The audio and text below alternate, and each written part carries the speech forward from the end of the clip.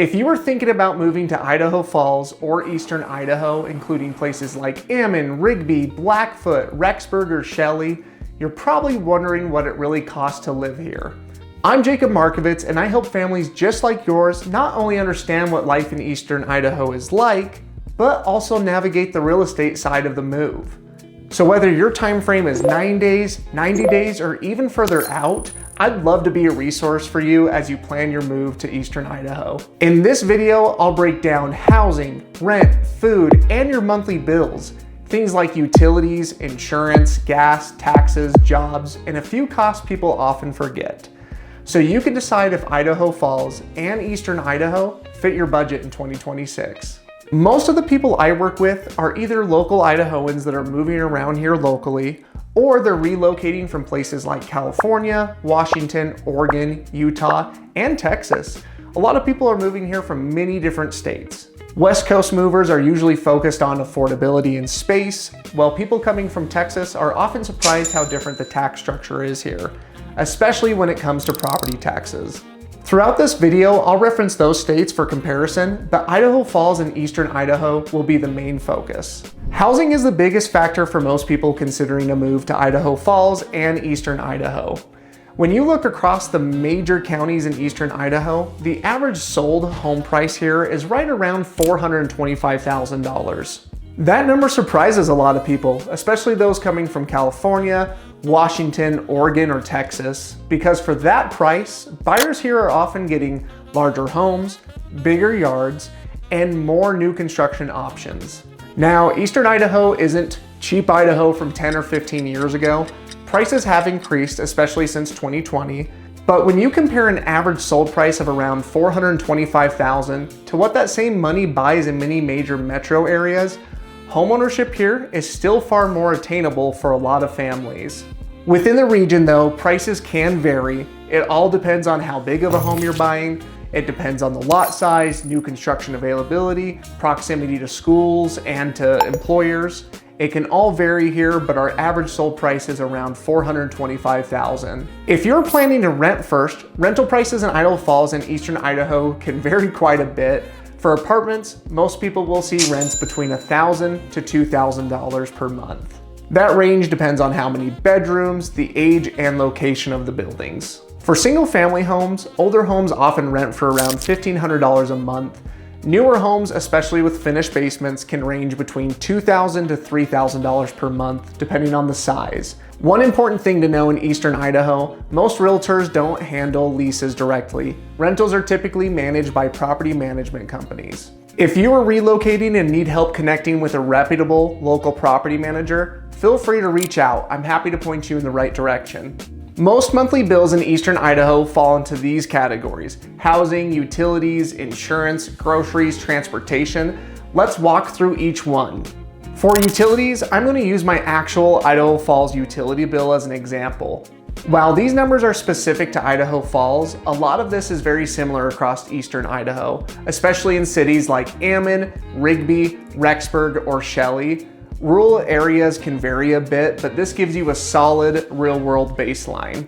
My city utility bill averages about $232 per month, which includes water, sewer, electricity, trash, and $25 a month toward the city fiber line. Natural gas is not included in that bill. My gas bill averages about $60 per month, covering a furnace, fireplace, 2 gas water heaters, and a gas stove. I also keep my gas bill on level pay, so it's the same every single month year round. So total utilities are roughly $290 per month. For fiber internet, I pay about $49 a month for 1 gig up and 1 gig down unlimited. Availability varies by location. In more rural areas here, Starlink is often the best option if internet speed is important, especially for remote workers. That's something to consider before choosing where to live. I can help identify which areas have fiber internet and which don't. Insurance is another cost people don't always think about right away, unless you're moving here from Florida.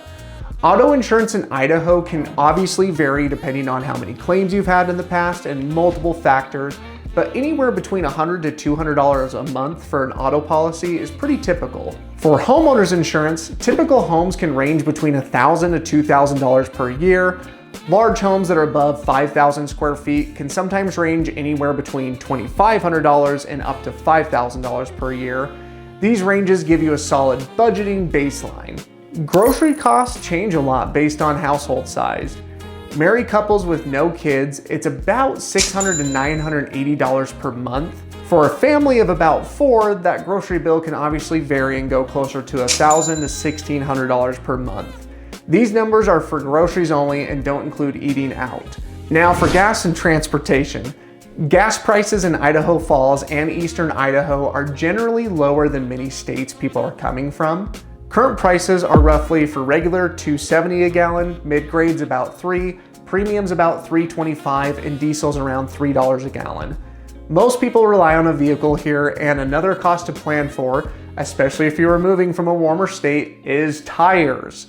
You'll most likely need either dedicated winter tires or snow-rated all-season tires. Not an every year expense, but something to budget for. I personally have all seasons on my car and I get around just fine with that. Eastern Idaho has a stable, diverse job market. Typical wage ranges. Healthcare and skilled trades can be between $25 to $40 an hour. Manufacturing and technical roles can be between $20 to $30 an hour. Professional and engineering roles can be between $80K to $120K plus a year. Retail and service jobs are somewhere between $15 to $20 an hour, and remote workers often fill the biggest cost of living advantage here. Now, obviously before moving out here, make sure you're talking to multiple employers and getting a rough range on what that number will be for your situation. Let's go over taxes and property taxes.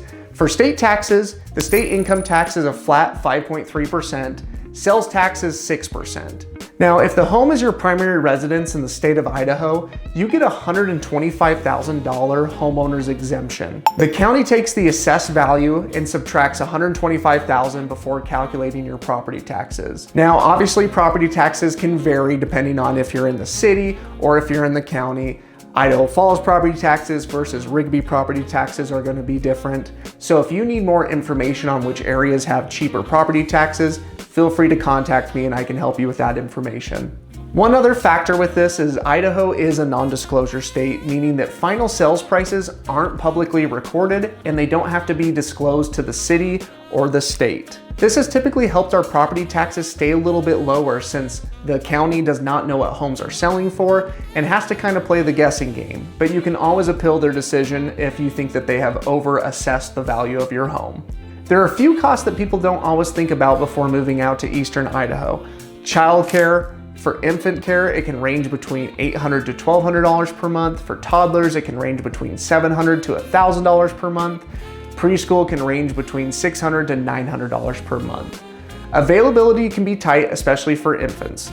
If you are looking for childcare, I would always call around and get some estimates on those numbers since they can vary. Another thing worth mentioning, because it matters to a lot of families, is pets. I've got multiple dogs and a cat myself, possibly 4 dogs. So pets are just a part of everyday life for us here.